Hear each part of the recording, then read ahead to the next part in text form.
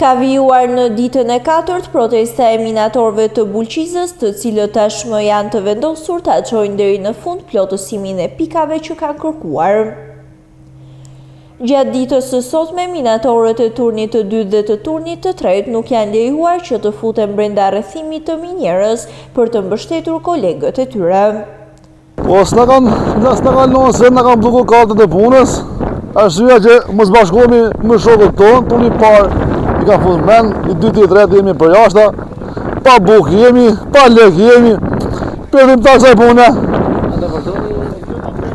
O të vazhdojmë, dekut më në këtë shtrajmi për toke.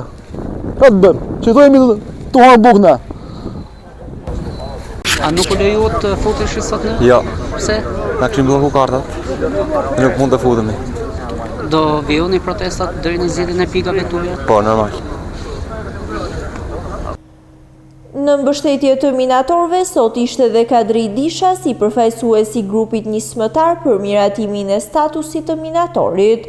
Sipas Dishës, protesta e minatorëve është e drejtë dhe se sindikata e minatorëve duhet i mbrojë dhe jo t'i braktisë, ndaj duhet ndërruar sindikata dhe të vijë një tjetër sindikat që të jetë me minatorin. Është fatkeqësi që në minierën më të madhe sot punohet me karroca dore, thot Disha.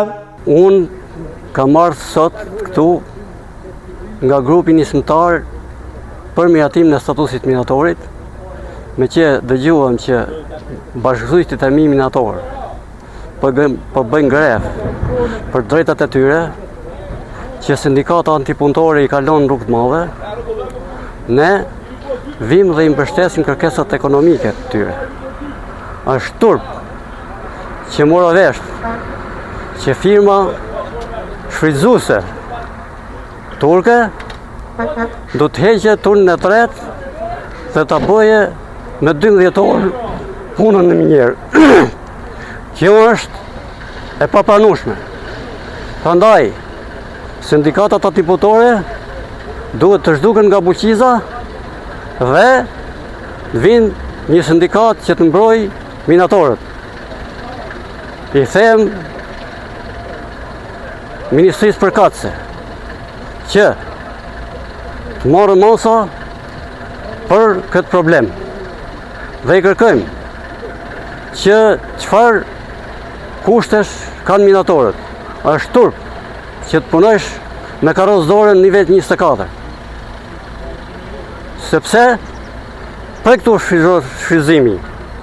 Edhe është turp për parlamentarë shqiptar që edhe në këtë sezion nuk e miratuan statusin e minatorit.